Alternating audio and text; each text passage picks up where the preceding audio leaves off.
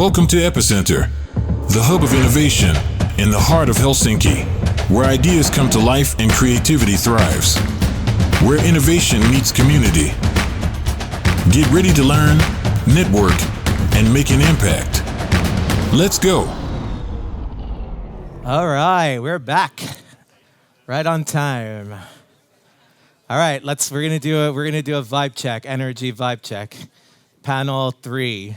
How we feeling? Thank you. My gal here in the front keeping me. We need more sugar. All right, hey, thank you all so much. Hopefully you got another coffee, you got to meet some new people. So I want to welcome you to our panel discussion on the retail revolution, which is part of our monthly AI Surge series. So today we're going to dive into how artificial intelligence is transforming the retail industry, reshaping everything from how we gather consumer insights to optimizing supply chain and to creating immersive shopping experiences. Our expert panelists are going to explore the cutting-edge applications of AI in retail, discuss the challenges and opportunities it brings, and envision a future of shopping in a digital world. So let's start. And we're going to bring them to the stage. So first up, we have Ben Holden, who's the sales director for Europe and Oceania at InvaFresh.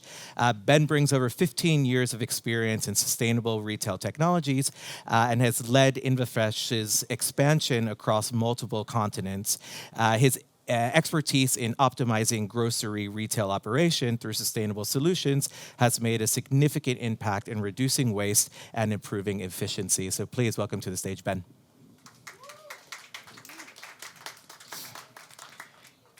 Next, please welcome Ville Simola, who is the CEO of Digital Commerce Finland.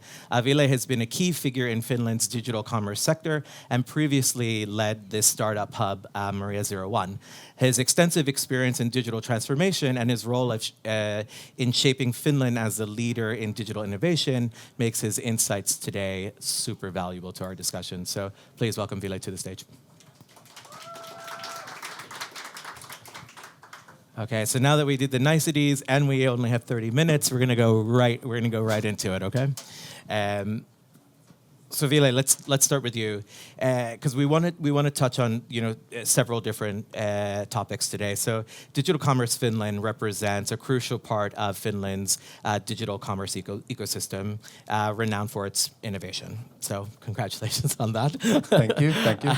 With Finland boasting one of the highest numbers of startups per capita in Europe, Ville, how do you see AI transforming the digital commerce landscape in Finland and Europe at large, especially in creating personalized shopping experiences and enhancing consumer engagement? I think the short answer is that everything changes. But if you look at sort of the implications of AI so far, especially when we talk about the kind of customer experience and personalization, then to be honest, we haven't seen that much. Like at least when it comes to breakthrough technologies or implications on that. But what we can already say, looking at e-commerce, for example, product descriptions, product videos, product photos, all of those are, AI enables you to automate all of those basically. So I think there's still a lot of companies who are manually inputting product information, photos and all that, but at the same time more and more companies who have fully kind of outsourced that to AI. So I think that's a very practical implication of that is already being applied. Then if you look at more kind of the personalization part, different kinds of recommendations, post-purchase kind of customization, those kind of things, I think they're the ones who are kind of like speeding up the fastest at the moment. We see also customer service. All of us are buying online. We're using more and more of chatbots. I think a year ago, most of us were saying that, I hate this. I want to talk to the real person. But now if you look at the chatbots and how they're actually performing, they're starting to be quite good. In the customer service part, but I think more and more they are going towards the kind of increasing the purchases of the customer as well. So I'd say those are the maybe most practical implications we're seeing on the customer front when it comes to AI right now. For someone who's been trying to get a package for the last 2 months from the US to Finland, I never want to speak to a chatbot again. I mean, granted, it arrived today, so. Yeah, maybe to add on that, I mean, when we talk about customer experience, for example, like the demand level is increasing all the time. If we go the Chinese market, for example, it's almost impossible to compete in the market unless you have 24/7 customer service. Some of the companies actually have real people there 24/7 doing that, but more and more they're having AI handling that part.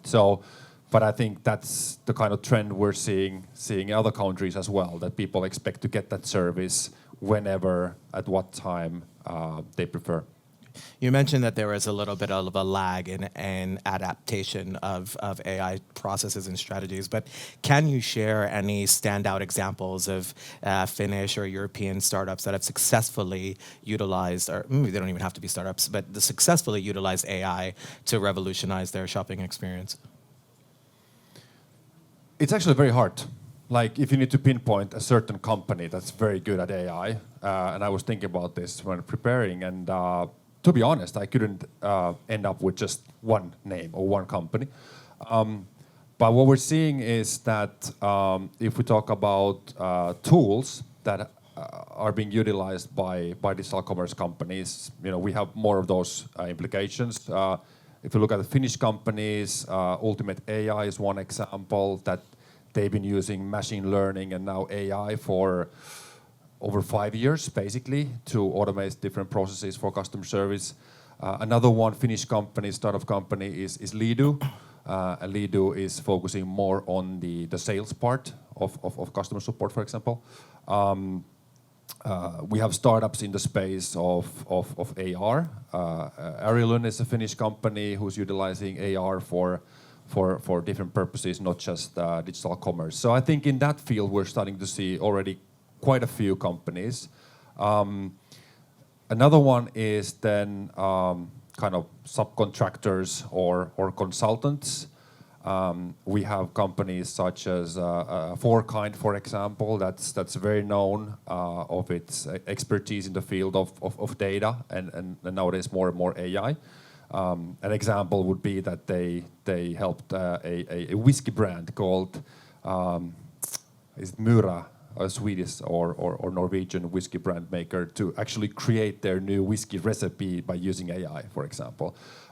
We have a Finnish startup company called Videolla that has been utilizing AI for different kind of sport broadcasts, especially the content that they stream on social media platforms.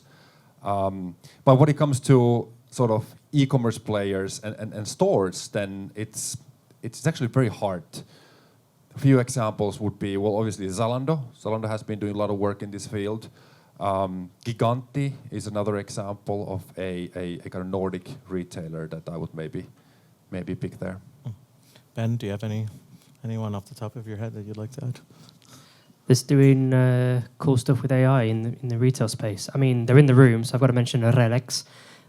So they're doing great stuff with their chatbot. I think that's exceptional to be able to, for in-store operatives or in the supply chain, to be able to basically crowdsource answers within the supply chain, so you don't have to tap into that 24/7 network because it might not be available. I think that's quite it's innovative and good to see. I think I've got to mention my own company, Infofresh. that was the yeah. So what we're doing some interesting stuff when it comes to the end of life of products.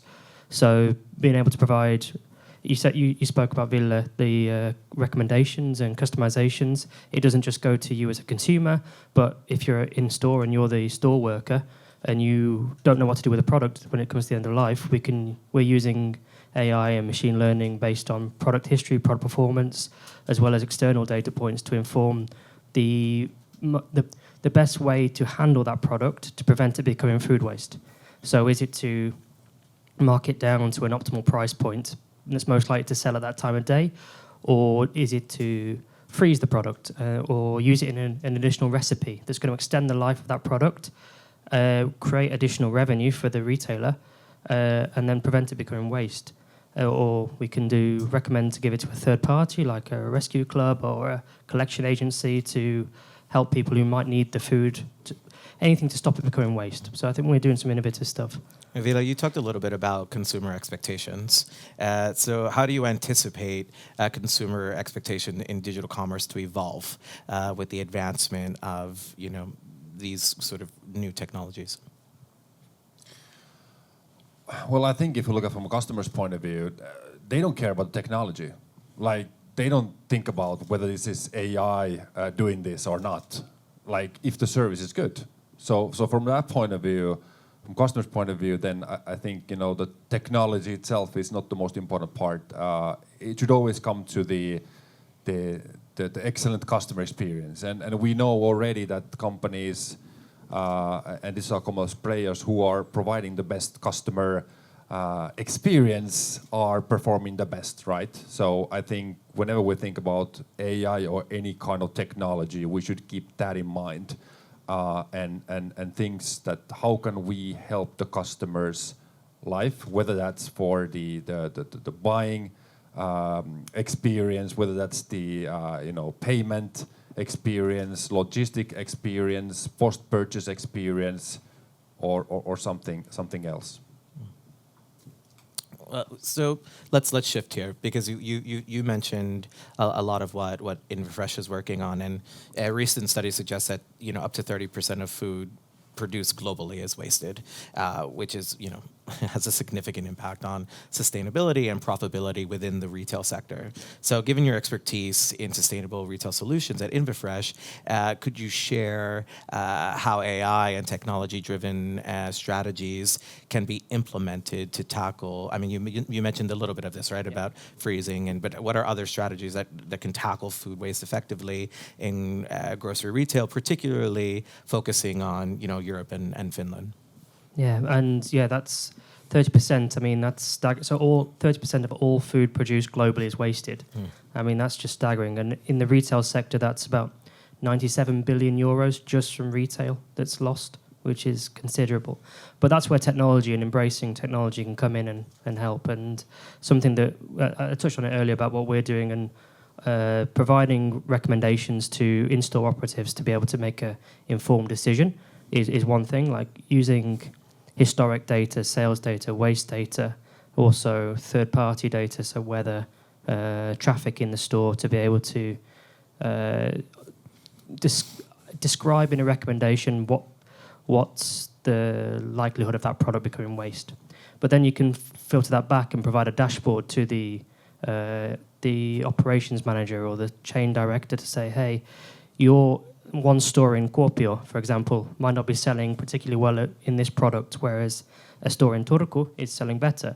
So you can optimize your assortment, and you can use AI to optimize that assortment and learn the product performance in particular stores. And then if we're going further back into the supply chain, I think I'll touch on this later, but everything from how the product is grown in the field, like looking at the most optimized way to sow the product, to harvest the product, to transport the product, what's the right temperature to transport the product, how do you store it, everything can utilize AI. And when it comes to that growing technology, there's a lot of cool companies in Finland that are utilizing big data, informing algorithms to outsource this technology to farmers in Spain, in Italy, to be able to maximize their growth potential, to improve the yield of the product so it doesn't become waste. And I think Finland is a centre for this kind of growing technology, which is very good to see. Well, I mean, you mentioned supply chain, so let's just go right there. So in the context of supply chain optimization, a report by the European Environment Agency highlighted the pressing need for efficient logistics solutions to migrate the environmental impact of waste, right? So could you discuss, the role of AI in creating more sustainable and efficient supply chains within the retail sector, and how are these technologies improving in-store operations? I mean, you've touched on this a little bit, but can you elaborate on that further? Yeah, I work in AI, so I'm being efficient with the answers here, Joey. So I've got to find a good way to do it.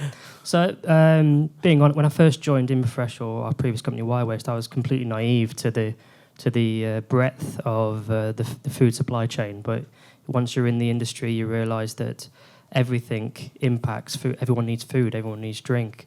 And the way our society has evolved, we all go to supermarkets. They're an easy touch point. We saw through COVID how much we relied on the K&S here in Finland being open to go and get. We could still cook whatever we wanted at home because the food was there to be able to do it. And that is a direct consequence of a tight supply chain. But there is wastage in the supply chain. You can companies can say that supply chains are efficient, but in reality they're not if they're left entirely to manual process, which is where AI and technology and predictive technology and algorithmic technology comes in. So again, I touched on it earlier. You've got everything from what's being grown in the fields to be able to know, okay, this is the soil quality, this is what's going to grow best in here and optimize my yield at maybe a time of year when something won't grow. You can see what's going to happen there. And then you can use machine learning to be able to, how do I pick this product? How do I know how to best take care of this product through that journey? And then what's the optimum temperature to transport this product? Because you see these freezer lorries going around and it's like minus 18 degrees if it's freezer, if it's 4 degrees. I mean, that's a burn of energy. That's a loss and that's an impact on the environment. So there are companies that have adaptive temperature control for these products that can improve the efficiency as it goes through the cold chain. And then as it enters stores, you've got companies like Relex and ourselves who will be able to optimize the assortment, know what's on the shelf, know what's selling well in a particular area. And that all comes from the use of data and the use of, we know what's being sold, we know what your customers are buying. And companies like what Villa's doing, those insights are invaluable to be able to optimize and to some extent personalize what's being sold, and that flows back down the chain to inform the farmers, hey, this is being sold well in Finland, you might want to grow more and enter into the supply chain, which is more efficient, saving money, saving the environmental impact. Yeah, maybe to add on that, and now listening to Ben, especially the food sector, I mean, we're talking about very complex kind of a ecosystem or value chain, if you will. And even if we talk about, kind of retail, that is also very complex, especially when we add to, different product categories, different markets and so forth. So I think every time we have these events around AI, it sounds super fascinating and there's so much opportunities and let's just take the AI and let's conquer the world. But I think it's good to emphasize the fact that for example data, as Ben you've been talking, is that you need to have the base layers and the core in place. So you need to have your customer data. You need to have a vision. What do you want to achieve with that? And then you need to have obviously the right people who have capabilities to lead that transformation, and then kind of adding all this up, then you might end up in finding those right AI applications that actually meet that customer need. But just wanted to emphasize that there's so much things in the core that you need to have in place prior to this possible success of utilizing AI.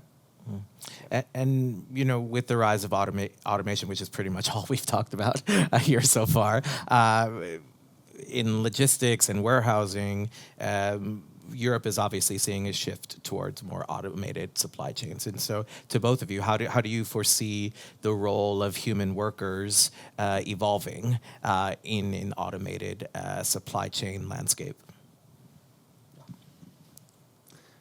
Yeah, well, I mean, if we look at the history and we look at any major disruption taking place, and usually the disruptions come through technology. And nowadays, like all of them come through technology. From the historical data, and talking about human labor and the way kind of the disruptions change, they usually increase the number of jobs. So we have this kind of fear that will AI come and take our jobs. I don't think that's the case. It's most likely vice versa. But what it will do, it will remarkably change the jobs that we're doing. Then what are the possible future jobs? Then I think it's very hard to predict. But if we look at kind of capabilities that are most likely connected to these future jobs, then we go into topics such as creativity, for example, or empathy, more kind of people-centric skills that people should possess. And obviously then the technological understanding, so that people understand how these technologies work. They don't have to be necessarily super technical themselves, but they do understand that what kind of applications are in there, so they can really utilize those aspects. So that's kind of how I see the future change. Yeah, and just building on that, I'll focus on the food retail sector. And I think that we're seeing, well, obviously I was seeing more and more millennials enter the workforce now who are a lot more computer literate than maybe my generation or generations before me, and they are a lot more accepting of AI to some extent. And what these new workers are going to want to see is the tasks that are easy and to complete at speed, and to be able to see a tangible benefit, which AI can do. They can take the hard work and the out of the background of the task, so they perform well at the front end. So it allows these workers, these shop floor workers, or wherever they are within the value chain, to be able to serve a customer or interact on that. Still have that human interaction piece. You're not going to see AI take the job of all checkout workers. You're not going to see customer service representatives suddenly disappear, because we're going to need that human interaction. But it's going to allow them to aid the job, make the job a bit more fun to some extent, because some of these jobs are boring, let's be honest. I was a trolley boy for 5 years. I don't think that'll ever go by AI, but it was boring as hell, let me tell you. But it allows you to have a bit more fun at work, and I think that's a trend we're seeing, especially in these in the supermarket industry. We're seeing that I want to have a bit of fun. I want to do my job well, but do it with a smile on my face. And AI taking the ordering tasks or the date checking tasks or the markdown tasks and allow a focus on something where it's a bit more interactive. It's going that way. So humans will play a great role, and as Ville said, it's not going to take away jobs, it's going to create jobs and create opportunity.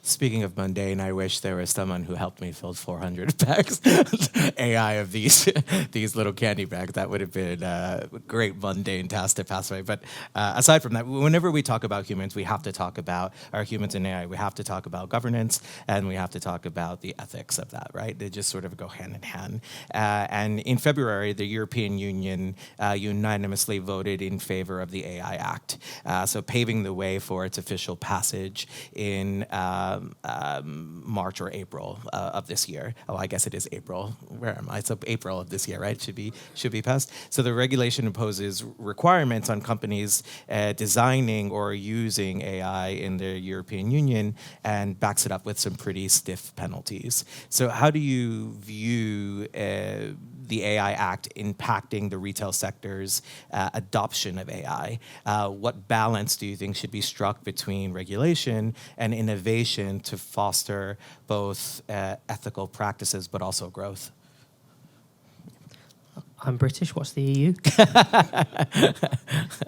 No, seriously, I think that it's right to regulate AI to some extent, because unchecked it could spiral into something nefarious, etc. But innovation is always ahead of regulation, right? So the best innovation comes from pushing those boundaries and the regulatory boundaries. So innovation is always going to be 1 or 2 steps ahead, and then regulation will catch up when it takes wider dispersion. From a retail sector, and again, I'm going to focus on the food chain, I think that, as I've discussed, AI will play, and it does play and will continue to play a vital role in retail, whether it's from providing retailers with customer data, knowing performance, buying habits, etc. Being able to optimize, if we're in the fashion industry, looking at your regular purchases of XYZ products, why don't you buy this product? All that's going to still be commonplace, and it's going to get more and more advanced. In the food supply chain, and providing knowledge to the haulage companies, providing knowledge to the farmers, providing knowledge to the retailers to do their job better and in a more efficient way. I think that's where the AI will come in, and it will only become more and more efficient and allow people to do their jobs properly. Not properly, that's the wrong word, but more in a more efficient way than they're currently doing it, so that it's more profitable, more sustainable, more time efficient. So AI is only going to aid people within their work life, but they should be aware of regulation. And then I'm going to sneaky plug here. That's where retailers should trust in a third party who knows the regulation, who is working within the sector, to put some trust into them and say, hey, I have this problem, or I've seen this working. Can you come in and even consult or provide a solution that has been checked, that is regulatory compliant within a certain geographical area? Don't just try and do it on your own, because then you risk alienating consumers. You make them scared. You get bad negative publicity. So it's working with everybody, all the players in the sector, to find the right way forward. So Ville, do you see these penalties as hindering adaptation of AI strategies, or even in innovation, right? Like, will companies be a little bit more apprehensive for fear of not being compliant? Maybe to a certain extent. I mean, first of all, I want to say, if we think about the regulation, like any regulation, I think the most pressing regulation that needs to be done should be related to AI, because AI is the fastest changing technology out of all, and the ethics part is super crucial. If you follow the discussion around what's going on with OpenAI and Elon Musk and his things and all that stuff, so it's a kind of a pressing thing. And if you look at kind of then Europe and US and China and all these different kind of market areas, I think what's kind of worrying is that they are not kind of talking to each other. And you've probably seen those memes on what US is doing. US is innovating. What China is doing, China is copying. What EU is doing, EU is regulating. So I think that's the worrying part in all these things. So we have a good intention in Europe to set up these regulations, but at the same time, I feel that we're doing it a bit more from the governmental perspective, not to consider the companies enough, which might lead to a fact that then European company, it is actually hindering the ability of European companies to compete in the global market. But I mean, it's easier said than done. Obviously, then US should play their part, China should play their part, so then more cooperation is needed. But in the end of the day, I mean, I see it as a good thing as long as things are done in collaboration. From the company's point of view, first of all, they should be aware of what is going on, what kind of regulation is coming, what kind of a plans are being made. So they should be aware of that. Secondly, they should have some person responsible on really acting if needed. And thirdly, they should keep in mind that the innovation should come first. Yeah, I mean, as an American, we sue first and regulate later, right? I mean, maybe you could adopt that. But I mean, I in conversations that I've been having with people, and we only have 50 seconds left for this, but there is this fear that with these regulations, are we stifling the opportunity to be innovative? Will Europe fall off the map when I mean you have China playing in its own world and the U.S. doing the same. So we could have continued this conversation for what was maybe another 20 minutes or so, but unfortunately we don't have that. So let's give a huge round of applause to Ville and Ben. Thank you both so much. We're going to take another 10-minute break and then come back with our keynote on sustainable products and how they're shifting or revolutionizing the markets. Thank you so much.